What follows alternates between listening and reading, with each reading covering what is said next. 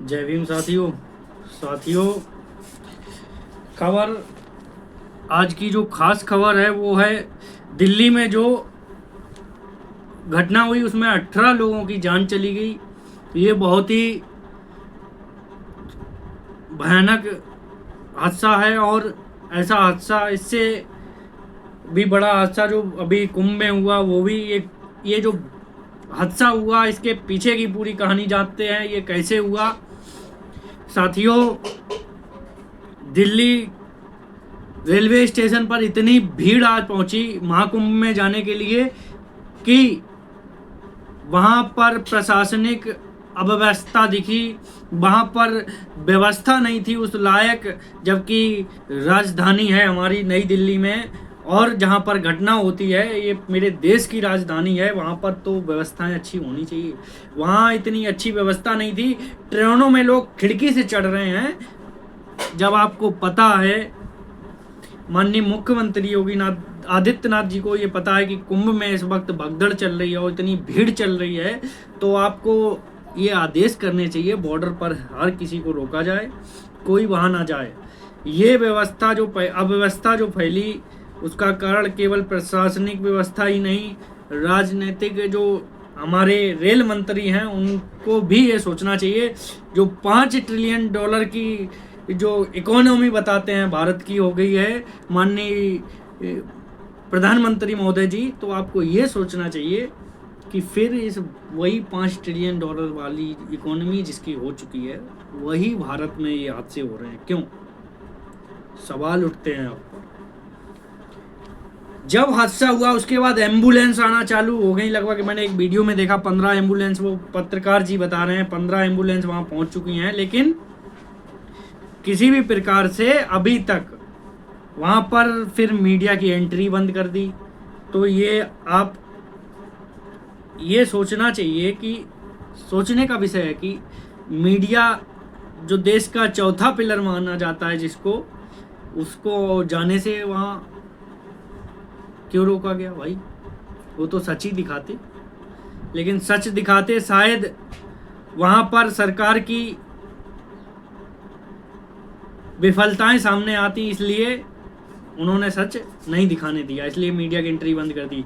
तमाम police force तुरंत आ गया। जब घटना हो जाती है उसके बाद क्यों आता है? उससे पहले व्यवस्था करनी चाहिए थी भाई।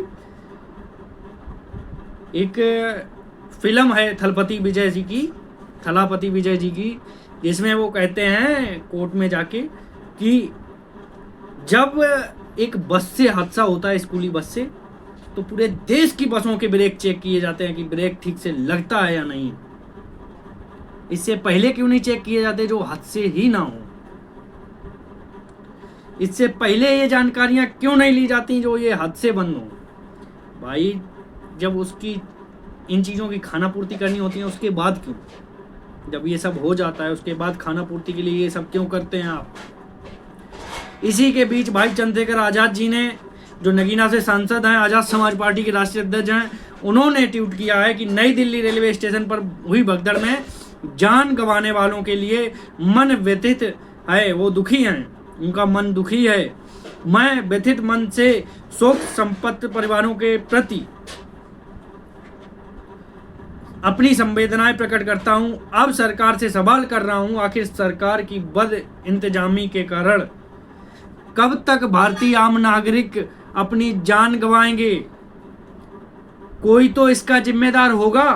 उन्होंने सवाल किया है, आखिर बद इंतजामी के कारण कब तक भारतीय आम नागरिक अपनी जान गंवाएंगे? ये सवाल उन्होंने सरकार से किया है कि वहां पर इंतजाम उस लायक नहीं थे तो आपने बुलाया क्यों?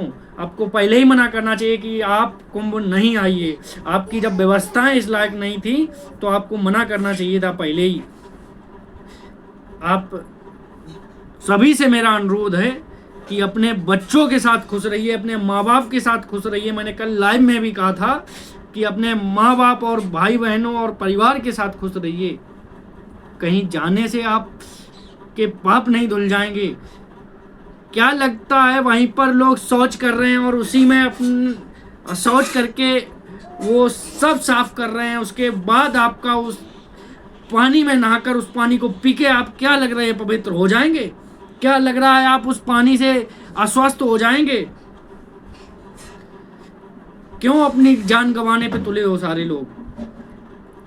इसलिए सभी से मेरा अनुरोध है कि अपने परिवार के साथ खुश रहिए और अपने परिवार को खुश रखिए।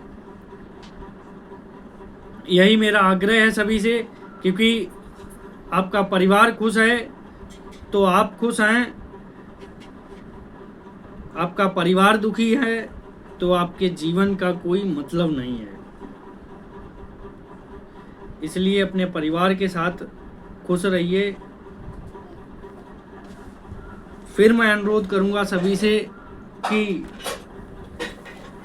किसी भी प्रकार से अपने परिवार को छोड़कर कहीं भी जाना, ये अभी मध्य प्रदेश में माँ बाप महाकुंभ के लिए चले गए थे और कुछ लोगों ने उस बेटी के साथ, बेटी घर पे जो थी, दुष्कर्म किया और उसको छत से फेंक दिया। आज वो जिंदगी और मौत के बीच में लड़ रही है। तो सभी लोग अपने परिवार का ख्याल रखें, यही आपके लिए सबसे ज़रूरी है। आपके परिवार खुश है तो आप खुश हैं, और आपका परिवार दुखी है तो आप पहले ही दुखी हैं। इसलिए जय भीम, सभी को नमो बुद्धाय। अपने परिवार का ख्याल रखें। फिर मैं कहूँगा जय भीम, जय भारत, जय संविधान, जय मूल निवासी।